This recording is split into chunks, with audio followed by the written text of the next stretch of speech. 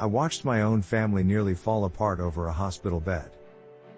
After 40 years of marriage, my wife and I faced the hardest decision of our lives. Her mother needed full-time care. Within 2 weeks, her siblings stopped talking to each other. Sound familiar? Here's what nobody tells you about elder care. It doesn't just affect the elderly person. It rips through families like a tornado, leaving destruction that can last generations. I've seen brothers who haven't spoken in 15 years. Sisters who became strangers. All because of decisions made during those critical months. But here's the thing. It doesn't have to be this way.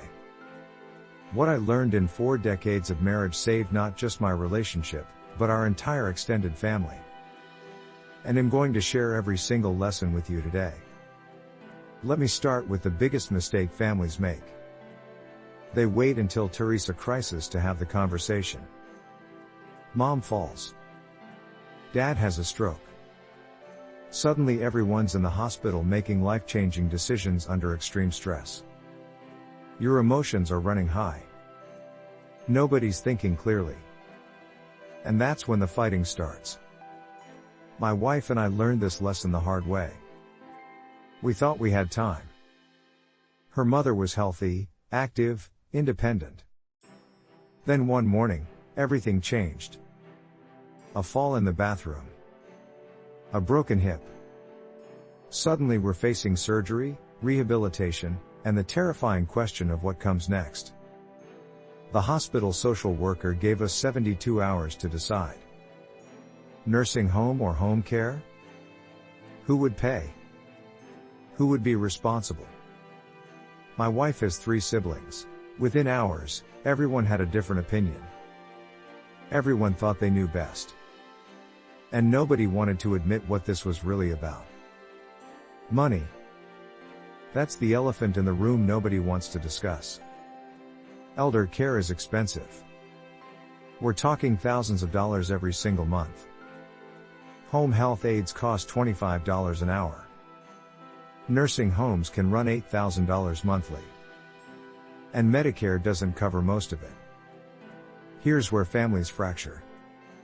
One sibling thinks mom should move in with them. Another wants to hire help. The third suggests a facility. But underneath every suggestion is a calculation. Who's going to pay? Whose inheritance is getting spent? Who's sacrificing their life? I watched my wife's family start keeping score. One sister said she'd visited more over the years. Another claimed he'd helped financially when others didn't. The youngest felt ganged up on. Every old resentment, every childhood slight, every perceived injustice came flooding back. This is what 40 years of marriage taught me. You can't solve present problems with past grudges. My wife and I had our share of conflicts over 4 decades. We learned something crucial. You either let go of the scorekeeping or you let go of the relationship.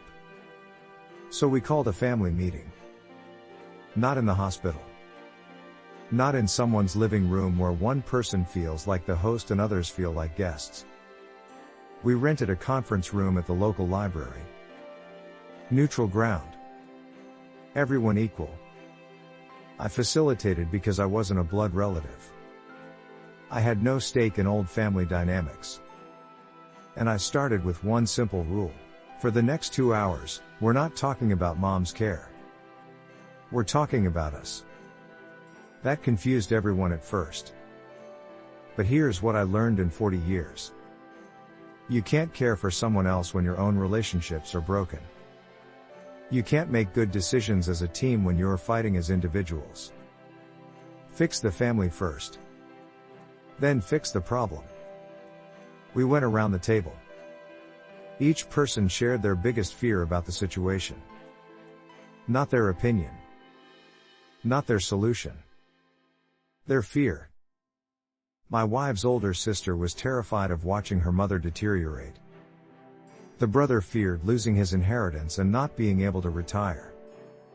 The youngest worried about being forced into a caregiver role she didn't want. Something magical happened when people spoke their fears instead of their demands. Everyone softened. Because fear is honest. Fear is vulnerable. And when you're vulnerable, others can't stay defensive. Next, we established what I call the marriage principle. In 40 years with my wife, we learned that every major decision needs full agreement. Not majority vote. Not compromise where everyone's unhappy. Full agreement. That means talking until everyone genuinely supports the decision.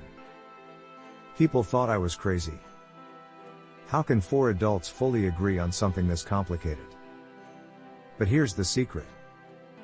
You can't agree on solutions until you agree on values. So we didn't talk about nursing homes or home care yet. We talked about what mattered most. Did they value keeping their mother at home above all else? Did they prioritize her dignity? Her safety? Her social connection? Preserving family harmony? Once we identified the top 3 values, decisions became clearer. For my wife's family, the values were dignity, safety, and family unity. Notice what's not on that list. Cost. Convenience. Fairness. Those matter, but they're not the foundation. When you build decisions on values instead of logistics, families stay together. Then we did something unconventional. We assigned roles based on strengths, not obligations. The sister who was good with finances became the money manager. The brother who was organized became the schedule coordinator. The youngest, who was a nurse, became the medical liaison. My wife, who had the best relationship with her mother, became the primary decision maker. Here's the critical part. Everyone else had to trust her decisions. Not second guess. Not criticize. Trust. Because in 40 years of marriage, I learned that shared responsibility without clear authority creates chaos. Someone has to have the final say, and everyone else has to respect that.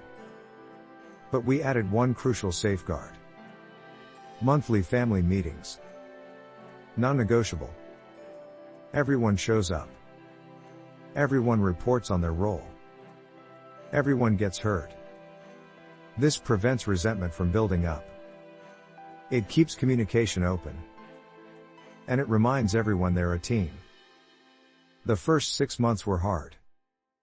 Really hard. There were moments when old patterns tried to resurface. Someone would make a snide comment. Another would feel unappreciated. But we had a system now. We had values. We had roles. We had regular communication. And here's what happened. My wife's mother got excellent care. She lived her final 3 years with dignity, surrounded by family who weren't fighting. When she passed, there were tears, but no regrets. No one felt cheated. No one felt burdened. The family stayed intact. Compare that to my friend Tom's experience. His father needed care at the same time. His family had no system. No values discussion. No clear roles. They made decisions in crisis mode. Argued constantly. Kept score of who did what. Today, Tom doesn't speak to his brother. His sister moved across the country. Their father spent his last years in a nursing home, rarely visited because the family couldn't stand being in the same room. The inheritance fight after he died lasted 2 years and cost more in legal fees than the estate was worth. 2 families. 2 elderly parents needing care. Completely different outcomes. The difference wasn't money. It wasn't the severity of illness. It was the system. Let me give you the practical framework we used. First, have the conversation before the crisis. Sit down with your aging parents and siblings now. Not when someone's in the hospital. Now. Discuss expectations. Discuss fears. Discuss finances. Yes, it's uncomfortable. Do it anyway. Second, identify your family values. What matters most to all of you? Write them down. Rank them. These become your decision-making compass when emotions run high. Third, assign clear roles based on strengths. Don't assume the daughter should be the caregiver or the oldest should be in charge. Match responsibilities to abilities and availability. And for the love of everything, write it down. Fourth, establish regular communication. Weekly check-ins during active caregiving. Monthly meetings minimum. Use video calls if people live far apart. The point is consistent, scheduled connection where everyone has a voice.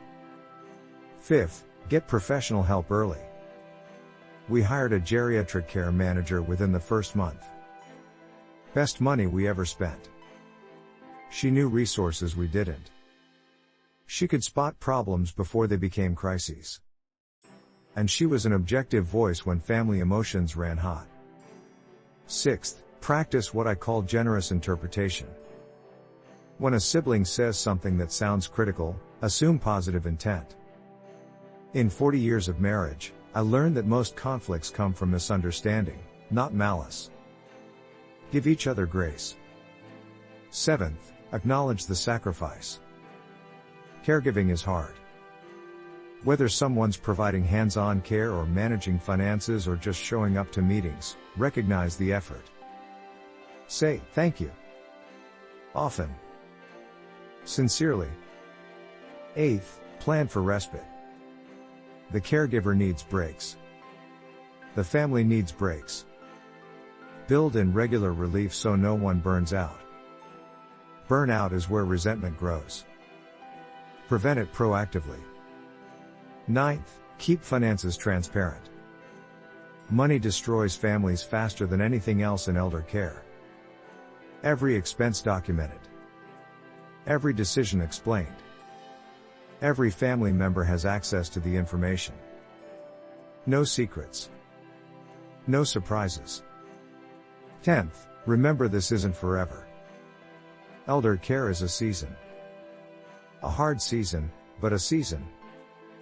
Don't sacrifice permanent relationships for temporary stress. My wife and I survived 40 years because we kept perspective.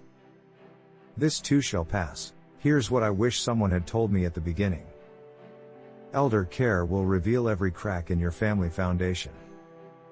Every unresolved conflict. Every power dynamic. Every old wound. You can either let it destroy you or let it refine you. We chose refinement. My wife's family is closer now than before their mother's illness. They learned to communicate. They learned to trust. They learned that love isn't about fairness or scorekeeping. It's about showing up even when it's hard. 40 years of marriage taught me that relationships require intention. They don't survive on autopilot. You have to work at them. You have to prioritize them. You have to fight for them. The same is true for family relationships during elder care. So if you're facing this situation now, or you know it's coming, start today. Have the hard conversations. Establish the values. Create the system. Don't wait for the crisis. Because by then, it might be too late. Your family is worth fighting for. Your relationships are worth protecting. And your elderly parents deserve to spend their final years surrounded by love, not conflict. It's possible. I've seen it. I've lived it. And if we can do it, so can you. The choice is yours. Will elder care tear your family apart or bring you closer together? The answer depends on the decisions you make today. Choose wisely. Choose intentionally. Choose family.